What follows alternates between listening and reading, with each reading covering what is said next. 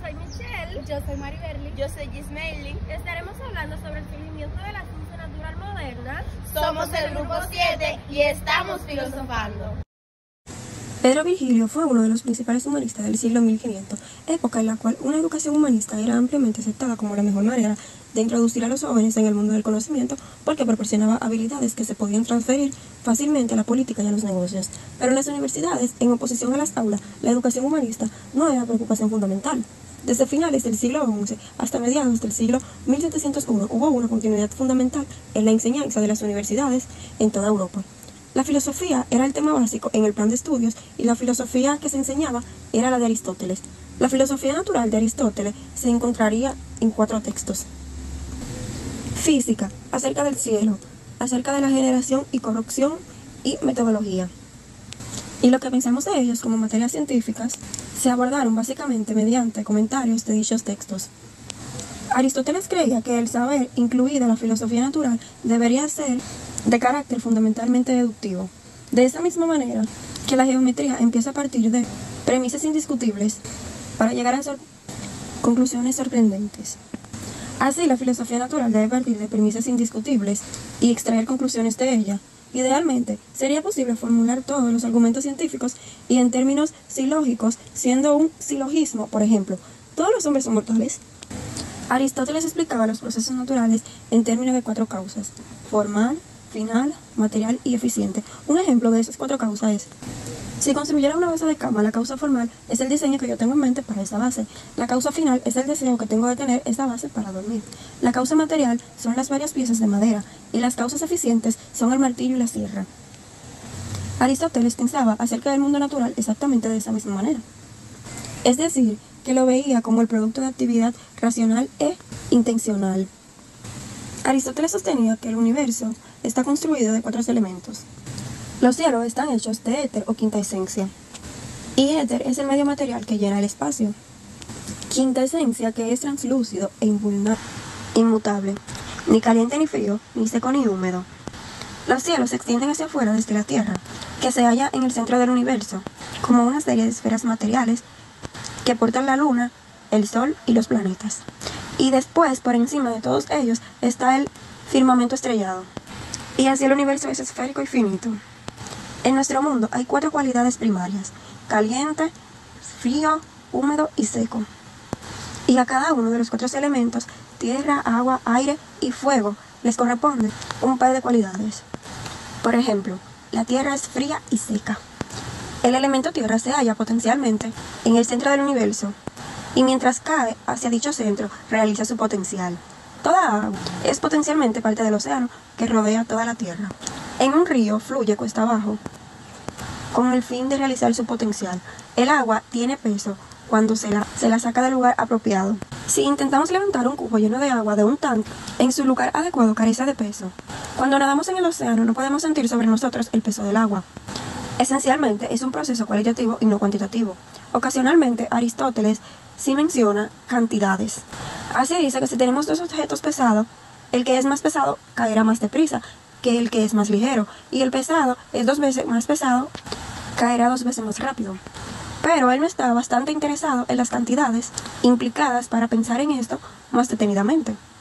Eso se pensaba en la antigüedad, pero la respuesta es que no. Galileo Galilei demostró con sus experimentos que todos los cuerpos caen de la misma velocidad, independientemente de su tamaño. Aristóteles no pone a prueba su afirmación de que los objetos pesados caen más rápido que los livianos, porque considera que ello es cierto de tal manera evidente. Aristóteles distinguía perfectamente entre filosofía y matemática. Los filósofos aristotélicos seguían enseñando alegremente esta doctrina en el siglo XVII, a pesar del hecho de que había 2 dificultades evidentes. Era incompatible con las enseñanzas de Arquímedes, de la que se disponían en latín desde el siglo XIII y que indicaban que los objetos solo flotaban si son más ligeros que el agua que desplazan. Los matemáticos seguían a Arquímedes y los filósofos seguían a Aristóteles. El experimento más elemental demostró que el hielo flota con independencia de su forma. Los filósofos, seguros de que Aristóteles siempre estaba en lo cierto, no veían la necesidad de poner a prueba sus afirmaciones. Alejandro Cellini, 1473-1512, un filósofo superestrella, el orgullo de la Universidad Bolonia. Él era seguidor del comentador musulmán Averroes, quien intencionalmente evitó introducir categorías religiosas en la interpretación de Aristóteles y así negó implícitamente la creación del mundo y la inmortalidad del alma. La brillantez de Al-Khinji y el carácter transgresivo de su pensamiento se resumían en una misma popular. En 1505 publicó un libro sobre la teoría de los elementos de Aristóteles, en el que discutía una cuestión que hacía tiempo que los filósofos debatían: si la región del Ecuador sería demasiado cálida para que allí pudieran habitar los humanos. En lo que a Khinji se refiere, como la pregunta de dónde se hallaba situado el jardín del Edén, y ninguna de ellas era una respuesta para un filósofo. Pero sucede que los portugueses, en su búsqueda de una ruta oceánica hasta las Islas Especias, implicaba navegar hacia el sur a lo largo de la costa de África. Habían alcanzado en el Ecuador en 1474 y 1475, y el Cabo de Buena Esperanza en 1488. En 1505 había mapas que demostraban los nuevos descubrimientos. Al siguiente año, Juan de Glogovia, un profesor de Cracovia, señaló en una obra de matemática y no filosófica que la isla de Taprobane se hallaba muy cerca del Ecuador y era populosa y próspera. Pero Achillini no estaba preparado profesionalmente para esa situación, aunque también daba lecciones de anatomía, la más empírica de todas las disciplinas universitarias. Hacia 1505 era necesario repensar la relación entre la experiencia y la filosofía, pero Achillini era incapaz de entender el problema. En cambio, el libro sobre los elementos del cardenal Gasparo Contarini, publicado postamente en 1548, explicaba que Aristóteles, Avicena y Averroes habían negado que el Ecuador fuera habitado. El descubrimiento de América fue un acontecimiento público y sin precedente que no podía ser ignorado. Pero en el 1483, Diolo levantó una columna de mármol remontada por una cruz para señalar el límite extremo de la exploración hacia el sur. Esta fue la primera de una serie de columnas, cada una destinada a hacer o a señalar los límites del mundo conocido. Estas sustituían las columnas de Hércules. Ahora bien, ¿qué eran las columnas de Hércules? Las columnas de Hércules eran un límite geográfico situado en el estrecho de Gibraltar y que simbolizaban el fin del mundo. Por otro lado, uno de los adversarios de Galilei, Lodovico Colón, se quejaba de que Galileo se comportaba como alguien que navegara por el océano y dirigiese más allá de las columnas de Hércules. Gritaba plus ultra, que traducido era más allá. Algo gracioso es que Lodovico no parecía ser consciente de que el descubrimiento de América había convertido en una ridícula afirmación de que uno no debería aventurarse nunca en lo desconocido. Otra parte sería que un discípulo de Galileo, designado profesor de matemática en Pisa, se quejaba de que había miles de cosas por descubrir y él no descubría nada interesante. Y como consecuencia vivía en una vida de constante sufrimiento o tormento, por así decirlo. Él pudo haber sido el primero en preocuparse en que nunca haría un descubrimiento importante. Esto se pudo dar desde mi punto de vista porque Galileo tenía un círculo de amistad donde todo lo que contaba mayormente era sobre el descubrimiento o del descubrimiento. Lo que sí era notable acerca del conocimiento producido por los viajes de descubrimiento no era solo que era indiscutiblemente nuevo, sino que también ni fuera público, o sea, que fuera algo que es público.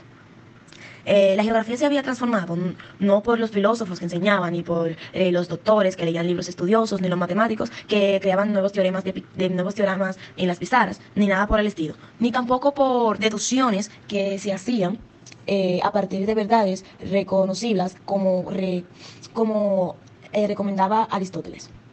Por lo contrario, lo habían encontrado los marinos de pocas culturas. Los sencillos marinos han aprendido los contrarios de las opiniones de la filosofía y la experiencia de la verdad. En otras palabras, se puede decir que los marineros, ellos aprendieron a diferencias de los filósofos, a dirigirse a lo verdadero basado en la experiencia. Ahora bien, ¿qué es la experiencia? Bueno, es la mejor manera de adquirir conocimiento. Muchos han escuchado el dicho de que la experiencia es una gran maestra. Este dicho era muy común en la Edad Media.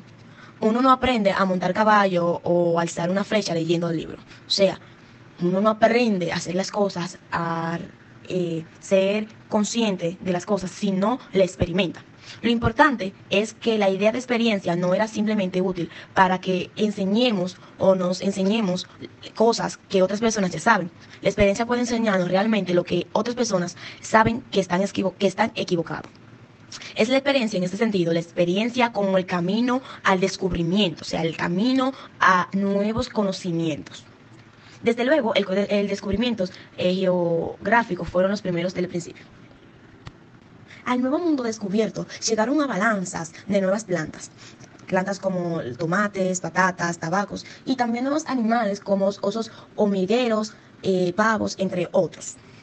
Esto provocó un largo proceso en el cual se intentaban documentar y escribir la flora y la fauna del Nuevo Mundo. Pero también esto hizo que se investigara a profundidad especies que ya se encontraban en el Antiguo Mundo. O sea, esto me deja entender o nos deja saber que es posible descubrir en cualquier lugar, solo con que se supiera dónde mirar. O sea, en el propio Viejo Mundo se observó con nuevos ojos, se observaban nuevas plantas y se hacían análisis más profundos. Hubo una segunda consecuencia de descubrir lo nuevo.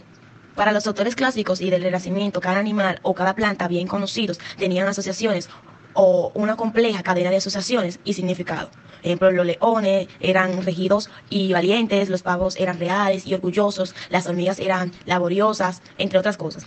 Las descripciones basaban fácilmente en lo físico a lo simbólico y eran incompletas sin una gama de referencia a poemas y filosóficos. Los que más me impacta es que la planta de los animales nuevos, ya fueran del Nuevo Mundo o del Viejo, no tenían una cadena de asociación de este tipo. O sea, que ninguna prematura de significados culturales. O sea, en el sentido de que, ¿qué simbolizaba un oso hormiguero o una zarigüeya? O sea, la historia natural se desarrolló lentamente del mundo más amplio del conocimiento y empezó a formarse esclavos propios. Antes de Colón, el objetivo primario de los intelectuales del Renacimiento era recuperar aquella cultura que se había perdido en el pasado, y así no establecer nuevo conocimiento por sí mismos. Hasta que Colón demostró que la geografía clásica estaba equivocada irremediablemente. Se planteó la hipótesis de que solo se debía interpretar los argumentos de los antiguos y no ponerlos en duda. Pero incluso después de Colón, las actitudes antiguas persistieron. En 1514, Giovanni Manardo expresó impaciencia con los que continúan dudando de que los seres humanos tuvieran la capacidad de soportar el calor ecuatorial. Este protestaba lo siguiente: si alguien prefiere el testimonio de Aristóteles y Averroes al de los hombres que han estado allí, no hay manera de argumentar con ellos que como la que el mismo Aristóteles utilizaba para debatir con los que negaban que el fuego era realmente caliente. Es decir, que aquel debería navegar con astrolabio y ábaco para que descubriera el asunto por sí mismo.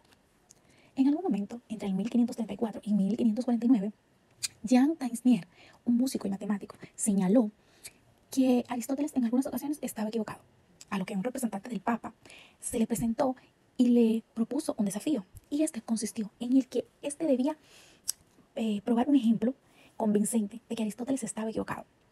Sus adversarios todos estaban seguros de que éste no podría lograrlo. Su respuesta ante tal desafío fue una conferencia en la que atacaba directamente el relato de Aristóteles sobre los cuerpos que caen, exactamente el punto más débil de su física. Por otra parte, Galileo cuenta la historia del profesor que se negaba a aceptar que los nervios estaban conectados al cerebro y no al corazón, solo porque esto no concordaba con la afirmación explícita de Aristóteles, y mantuvo su opinión incluso cuando se le demostró las rutas de los nervios desde un cadáver disecado. También existe otro ejemplo del famoso filósofo Cremonini, quien a pesar de ser un amigo íntimo de Galileo, se negó a mirar a través de su telescopio.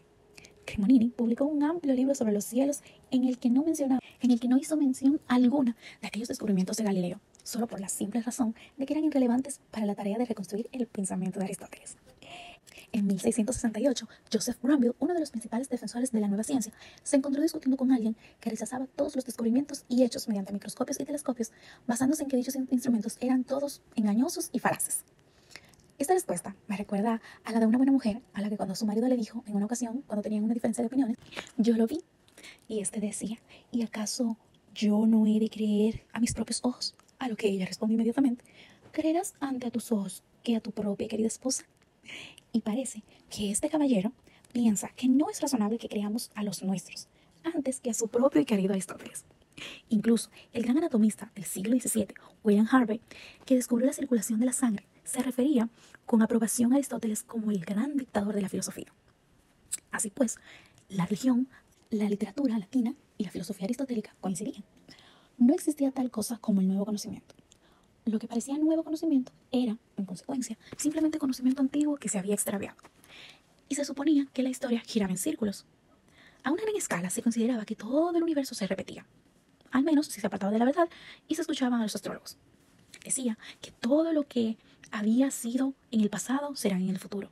Esto lo escribió Francesco Guicciardini en sus escritos Maxims, traducido en español, Máximas.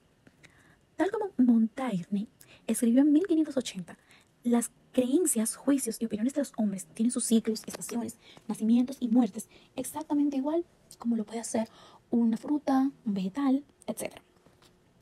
Aristóteles dice que todas las opiniones humanas han existido en el pasado y lo harán en el futuro, una infinidad de veces. Platón dice que se renovarán y volverán pasados los 36.000 años. Este pensamiento fue alarmante, puesto que la cronología bíblica implicaba que el mundo solo tenía 6.000 años de antigüedad. Julius César Vanini escribió: de nuevo Aquiles irá a Troya, ritos y religiones renacerán. La historia humana se repite. Nada existe hoy que no existiera hace mucho tiempo. Lo que ha sido, será. Para ese entonces, se suponía que la historia de cada sociedad implicaba un ciclo infinito de formas constitucionales a la que se le llamó anaciclosis, que dice que desde la democracia hasta la tiranía y vuelta a empezar, y solo era necesario un pequeño paso para suponer que también las culturas recurrirían junto con las constituciones. Para los platonistas, el nuevo conocimiento era algo que no podía existir, puesto que Platón insistió en el que el alma ya conocía la verdad, de modo que cualquier cosa que pareciera nueva era en realidad reminiscencia o anamnesis. Sócrates, en uno de sus escritos, el Menón, hablaba de que persuadía a un esclavo inculto de que él ya sabía que el cuadrado de la hipotenusa era igual a la suma de los cuadrados de los dos lados. Y desde luego, es cierto que a menudo un descubrimiento implica un reconocimiento del significado de algo que ya se conocía. Reconocimiento y reminiscencia implican que nuestras experiencias presentes y futuras son iguales que nuestras experiencias pasadas. Cabe destacar que descubrimiento implica que podemos experimentar algo que nadie ha experimentado antes. Aquí, la idea de descubrimiento se halla inextricablemente ligada a las ideas de exploración, progreso, originalidad, autenticidad y novedad. Es un producto característico del Renacimiento tardío. Sin embargo, las doctrinas de recurrencia y reminiscencia de los platonistas no era el problema real. El obstáculo real, aparte de la creencia incondicional en Aristóteles, era la creencia todavía más incondicional en la Biblia. Allí, donde griegos y romanos creían que los seres humanos habían empezado un poco mejor que los animales y habían adquirido lentamente sus habilidades necesarias para lograr civilizarse. La Biblia insistía en que Adán sabía los nombres de todo. Caín y Abel habían practicado la agricultura y pastoral. Los hijos de Caín habían inventado la metalurgia y la música. Noé había construido un arca y había producido vino. Sus descendientes lejanos se dispusieron a construir la Torre de Babel, entre otras cosas. La sugerencia de que las diversas capacidades necesarias para la civilización tuvieron que inventarse a lo largo de un extenso periodo de tiempo, o de que hubiera tipos significativos de conocimiento de los que Abraham, Moisés y Salomón no tuvieran idea, era simplemente inaceptable. Los griegos indicaban que los primeros padres de la Iglesia reconocían su deuda con los egipcios, y era fácil ver que los egipcios habían adquirido su conocimiento o su saber de los judíos.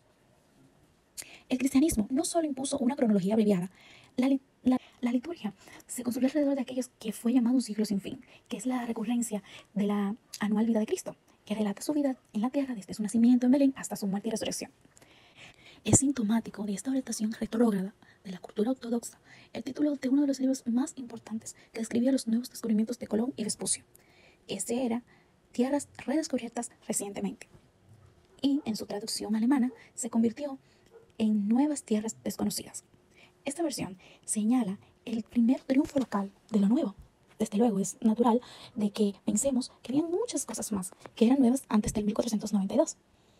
El conocimiento se suponía que nunca se podía perder, o que se hacía de manera clandestina, volviéndose esotérico o oculto, y que si se perdía solo sería momentáneamente, y que al final volvería a aparecer después de siglos de haber permanecido olvidado en la biblioteca de algún monasterio.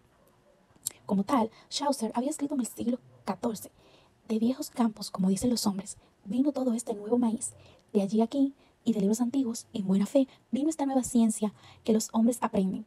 El descubrimiento de América fue crucial para legitimar la innovación, porque en cuestión de 40 años nadie pondría en duda que se trataba realmente de un acontecimiento sin precedentes que no podía ser ignorado.